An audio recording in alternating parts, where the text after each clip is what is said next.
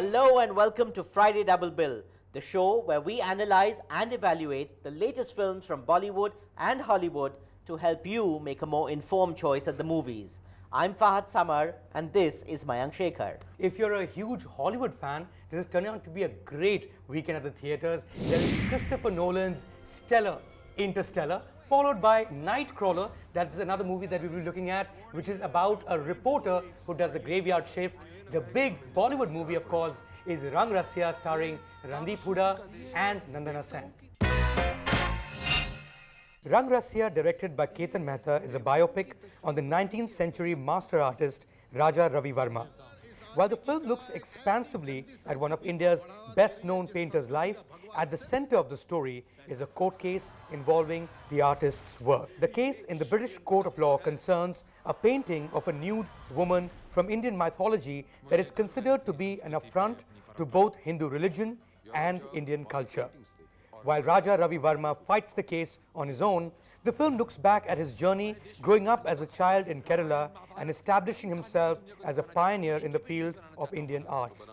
His patrons have been the kings of the princely states of Travancore and Baroda. This deeply seductive and a culturally relevant film stars Randeep Hooda as the artist and Nandana as his lover and muse. Mayank, in a time like this when religious intolerance, cultural intolerance, this imposing of what is correct and what is not by a moral majority, I think this is an extremely topical time. This film was so delayed in its release for whatever reasons, but it has huge impact and resonance for what it is trying to say. I mean, whether it is the battle of art versus commerce, whether it is about who decides what is art. But I felt that despite all these noble and lofty ideals that the film is espousing, it fell short for me, and very disappointingly so, at a purely cinematic level. I thought it was stilted, it was stodgy, and unfortunately the screenplay, the acting left a lot to be desired. Well, I sort of agree with you, Fahad. I think one of the first things that you mentioned was the moral majority. I think we're not looking at moral majority anymore. We are looking at lunatic fringe that is becoming mainstream in this country. And from that perspective, I thought it was a very valid point being made through this movie, which makes it a very interesting film and also a very important film in its own right. But yes, I think somewhere, because it's a period film, I think it's marred by the scale. I think a period film, especially one that looks across the country and looking at 1800s, especially when it's about art in itself, so the setting becomes so important. I think they could have done with a little more money to make this film and given it this sort of scale that a movie of this nature demands. At least that is what we would expected. But yes, I mean, if you take that away, I was quite impressed with a lot of things that was going really well with this movie. In many ways, I see the enormous parallels between Ketan Mehta and Raja Ravi Verma. I mean, there's the struggle between art and commerce, the ability, wanting to say certain things, finding it difficult to do that, having the resources to do that. Our censors have been extremely liberal in this case. I think they understood the artistic integrity of this film. They've allowed frontal female nudity. Frontal nudity in that sense, but yeah, I mean, a whole lot better than you would imagine from what they've been up to. Yes, I mean, if you've been keeping abreast of how things are going at the censor board, I think, we would agree. It's a very mature way of looking at it and not compromising artistic vision when otherwise their sources are happy. Well, getting on to the oh my god or the OMG moments from this film, I think it's not so much about moments, to be honest with you, Fahad, but the fact that this is a story that I had no clue about. Not just in terms of course, we've all heard of Raja Ravi Verma, and we can all do a Wikipedia search, but if we are movie buffs and we are told a story about a figure who has been so important and so pivotal to the art movement in India that it goes beyond the canvas and actually looks at the changes that took place in the artistic field itself was quite phenomenal for me to learn as a student rather than only a film goer. I mean, here is this guy who actually, or at least the film says, actually introduced block printing in India, which means two things. One, because he was doing mythologicals or religious figures, he got those figures, at least in two-dimensional form, out of the temple into people's homes, and everyone could view them. that also leads to the other thing of, reprinting art, so it stopped being about canvas. Here is a guy who also was very much interested in photography, and what that led to in itself is something that is examined pretty well in this movie. My trivia discovery from this film, and that's also my oh my god moment, was his association with Dada Saheb Phalke, and the fact that in certain way he actually funded India's first film. So all of this put together makes him a very fascinating character, which if it wasn't for this film, I wouldn't have known. Sure, absolutely. Just on that, the importance of this man, of course, can't be underestimated. Again, I think, there's an incredible parallel that I find in a very sort of sad and tragic way between M.F. Hussain and Raja Ravi Verma. I mean, of course, here's a Hindu, Keralite Hindu, from Travancore. Here is Hussain in this age. Both, without doubt, great artists. But the fact that they would be hounded and persecuted for essentially artistic expression. Of course, many, many years after Hussain's passing, it is still newsworthy to vandalize a public showing of his work. And, this is the tragedy, and I think Ketan has to be saluted for at least attempting to tell that and to, hold a mirror up to all of us and say, look, this, if we are not careful, this is what we've become. Well, we've already lauded the film's intentions, Fahad. We've also spoken about the relevance of this film to modern times, to art in general, not just in India but across the world at this point. I think when it comes to a verdict, it really boils down to what your expectations were. And frankly speaking, it was in 2007 or was it in 2008? I was at the London Film Festival, and this film was playing back then at the festival, which I decided not to catch purely because you thought, this is Ketan Mehta's movie. His previous film was with Amir Khan, The Rising, and of course this is going to get a release, but it's been so many years and we're still lying in the cans, and of course my expectations were hugely low in its own right, purely because there must be reason. But I think they've trimmed about a good half an hour from the film, which also leads to a lot of missing elements in the storyline per se. And because my expectations were low, for me as a verdict, it's a choice between TV pe dekho ya theatre pe dekho, as in 2 stars or 3 stars. I think I was quite happy with the net result. I would go with theatre pe dekho. I'm extremely happy to hear you say that, Mayank, because I completely agree in this case. This should be watched in the theatres. The fact that there's been so much sort of artistic integrity in this film, it does fail. There's a lot of rung, a little bit of the creative juices I would have liked to have flown a little more. So little Russ, lots of rung, but go ahead, watch Rang Rasiya. So last week we told you what we thought of Gone Girl, but let's find out what the Desi Martini audience has to say. With an average rating of 3.7, Gone Girl is rated as a first-class movie. Desi Martini says David Fincher's masterful handling of this dark and devious thriller is beyond exemplary. If there's one film you must watch this week, let it be Gone Girl. One of the reviewers says Gone Girl is quite high on entertainment quotient, and at the same time, it offers some good fodder to ruminate upon. Highly recommended. Well, that brings us to the big Hollywood release. I know you're a Christopher Nolan fan. Of course, you want to know how we felt about Interstellar. Maybe you don't. Here's the movie. Interstellar, directed by Christopher Nolan, is set in the near future where planet Earth has been devastated by drought and famine. When humanity is facing extinction, a mysterious rip in the space-time continuum is discovered, giving mankind the opportunity to widen their lifespan. A group of explorers must travel beyond our solar system in search of a planet that can sustain life. The crew of the Endurance are required to go further than any human in history as they embark on an interstellar voyage into the unknown. However, through the wormhole, 1 hour is the equivalent of 7 years back on Earth, so the mission won't work if the people on Earth are dead by the time they pull it off. And the pilot of the Endurance, Coop, played by Matthew McConaughey, must decide between seeing his children again and the future of the human race. Well, this is a show where we review films, Fahad. I don't think it'll be fair to call Interstellar a film. I think it's more an experience of another kind, from another world. Lots of times I felt, and the first time I saw 2001 A Space Odyssey, weirdly enough, was on a flight. It was on a screen as small as this. Yeah. And I was wondering, hey, and it blew my mind. So I was wondering what happened to people, whatever would have happened to people in 1969 when they would have watched a film like this on the big screen, you know, and clearly you can tell right from the first shot of this movie that Christopher Nolan is trying to make a 2001 Space Odyssey of this generation, which even by Nolan standards, and he's made some really massive films, is a very ambitious venture, and you can tell right from the beginning till the end.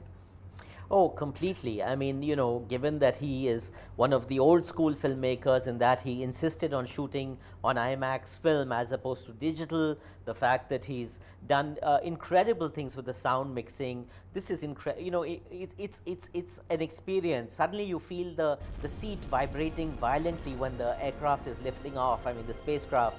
And I was wondering if somebody was kicking the seat from behind. But this is all amazing sound design. This is the 5th time, if I'm not mistaken, that he's collaborated with Hans Zimmer on the music score, and this time it's very different. And you know, again, there are lots of silences, which is very effective in deep space. You know, with all the juddering and all that going on. So it's a really top of the line filmmaking in that sense. But I can't help but think that Gravity did it better and very, very recently. And I think this is a huge tragedy for this film, that you have a film at the magnitude of Gravity that has just preceded it in very recent history. Yeah, I agree with you, Fahad. I think this film inevitably will get compared to Gravity. And here's what I think. I think Gravity, although I like the film, had very little plot. This is a film that gives you the same experience but has way too much plot, you know, to a point where you want to, like, you know, take in all this whole scientific mumbo jumbo-giri, and you hope that some person or the other who's a scientist will explain to you what this movie is about, or perhaps not, because you want to be part of this world rather than see it very logically. Yes, and it's even more, you know, upsetting because you have you know, one of the great astrophysicists of the time, Kip Thorne, being a producer on this film. His theories are being things. So it's not easy. This is not an easy film. At the same time, you know, because it's Nolan, he's got a lot of human drama and you know, gravitas in the film. So you're wondering, this is, you know, for me it was M. Night Shyamalan Signs meets Gravity or 2001: A Space Odyssey. So it was a little disconcerting, and at 3 hours long, it really tests your patience. Well, as I said in the earlier part of the show, Fahad, that this is more of an experience than a film. And for me, the OMG moments were far too many, starting with, of course, the setting itself. Now, they recreated a very dystopic Earth. You know, this is the world that's going to go away purely because we're unable to eat the food that we produce. Yes, I completely agree with you. It seemed very M. Night Shyamalan to me. The other world is very Gravity, yes, because after all, we are in space. But I think the play of sound, because you move from Earth to space and space to Earth as against Gravity, I think that little movement was something that was almost like a weird experience for me at some point. There was a point, in fact, when it's so quiet in space, and you know, you have this huge screen in front of you, and I could hear people breathing, and that's how beautiful the sound has been played. And I think those were really the OMG moments for me as far as Stellar is concerned. You know, Interstellar is not just an experience, it's an event. I mean, there are Nolan fans all over the world who've been waiting anxiously for the release. There are a lot of people here who've actually gone to Hyderabad only because they can see it at the biggest IMAX screen there is in the country. So that's how important this film is to a lot of fans. Having said that, you know, Steven Spielberg was supposed to be directing this film way back in 2006, and it was Nolan's brother who actually wrote the screenplay. And I'm kind of stunned. Who also wrote Inception. Sure. Right. I mean, they've been collaborators on various The Prestige as well. Right. But what is disappointing to me is the kind of slightly shoddy scripting that takes place in situations like this. I mean, this Matthew McConaughey is you know, out of work, retired pilot from NASA, who finds these coordinates, lands up there, and within 2 minutes he's taken off into space. You know, so these kind of ridiculous plot devices, I thought, was a failing in otherwise what is obviously a very majestically mounted film. Having said all of that, this is just top of the line filmmaking, and that brings us to our verdict, doesn't it?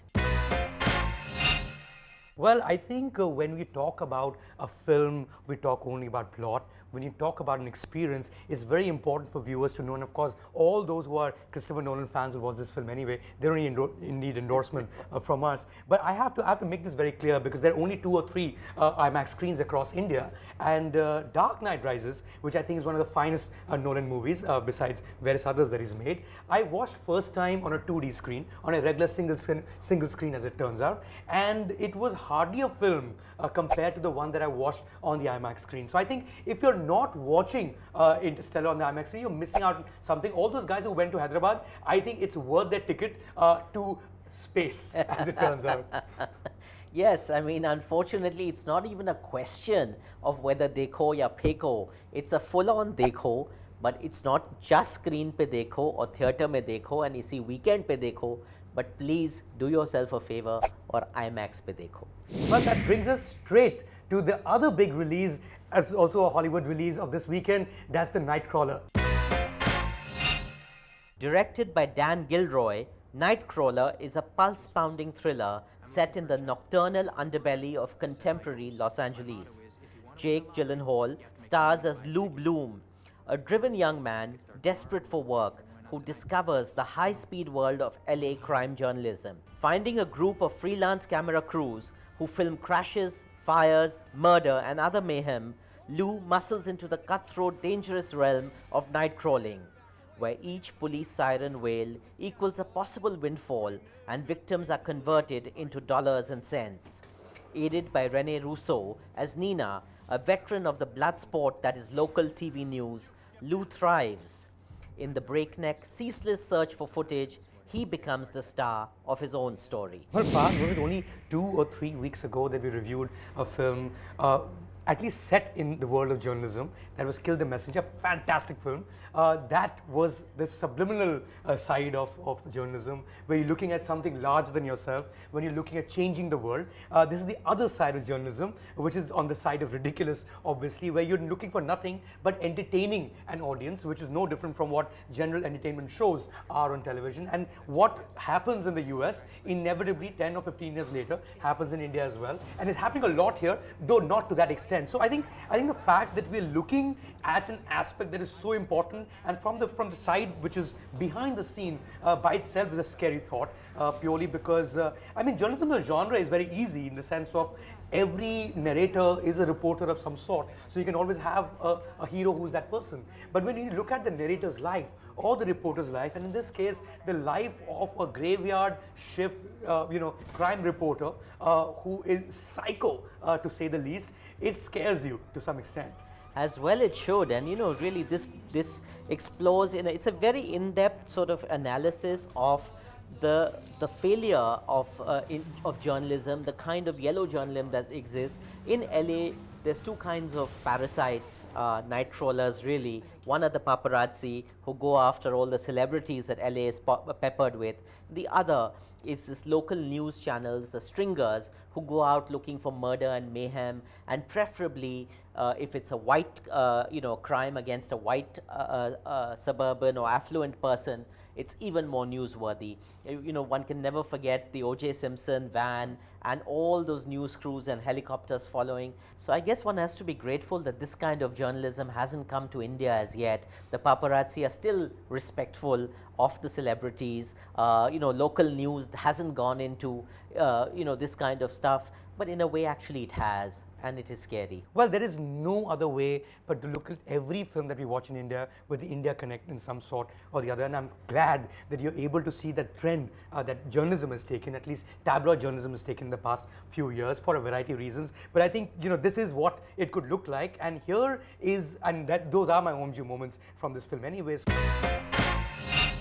So here are these guys, one of course is the editor of a video cable sort of a news station, and one is the Nightcrawler. And basically the premise or the brief is very simple. Imagine our broadcast as a screaming woman running down the street with her throat cut. I mean, that is really what they're looking for, and that's as macabre as it gets. But to see the India side of it, Fahad, I think because I've worked in a few tabloids myself, and what we're very clear about, or at least what we've always been very clear about, because we do English news, and English is at least reading a part of it, the newspaper aspect was accessed by a certain gentry or a certain class. So if it happens in a good neighborhood, it's news, which is really what happens in this film too. If it doesn't happen in a good neighborhood, even if the whole neighborhood has been gutted, it's not news. And that, I think, is something this film addresses. And well, it shouldn't scare me, but hell, it does. Well, I mean, we're talking about all that horrible regional journalism of Sansanikhez, where all kinds of bhediyas and bhayanak bhoots and things like that. That really represents the lowest of the low. And I think, in that sense, yes, this film has resonances. Jake Gyllenhaal has just done the most staggering performance of his life. He's just growing into such a top-notch actor. And I think, let's get to the verdict, but I kind of think you know where we're going with this one. Well, I'm glad, Fahad, that you ended on Jake Gyllenhaal, because it's not that this is the first time that a Hollywood movie is addressing, this kind of journalism. There was a movie called Paparazzi I remember seeing many years ago, which was really in response to Princess Diana's death and what the paparazzi does, not just in LA, but across the Western world anyway. But that was a rubbish movie purely because everyone seemed in some form or the other a caricature of what a paparazzi seems like. Here's this guy who is so psychotic, but he can be so real. He's willing to kill or die for a job that doesn't even seem like a job. A Nightcrawler at some level is a vulture, but you believe him. You know that this man exists, and I think you have to give it to the performance and therefore the film. I think theatre pe dekho would be a very good idea. So, Mayank, vultures and parasites don't live in a vacuum. Obviously, they need to breed. And I think Rene Russo, who has had the hugest crush on her with all those wonderful films that she was in as a lead heroine, is now playing somebody who's double Jake's age in this film. But she is the perfect foil, this washed out producer working for the lowest rated channel in LA. Her morals and scruples are all gone. There is nothing. And these two parasites come together to make, terrible television together. This is a great movie. Watch it as soon as you can in a theatre. Well, that was Friday Double Bill for you, the first full-length film review show in Indian television. It was a great weekend for us at the theatres. It certainly was, really. What a joy to, have 3 good films to see. Some of them were great, some middling, but certainly we're very relieved for it. You have a great week at the movies, and we'll see you next week.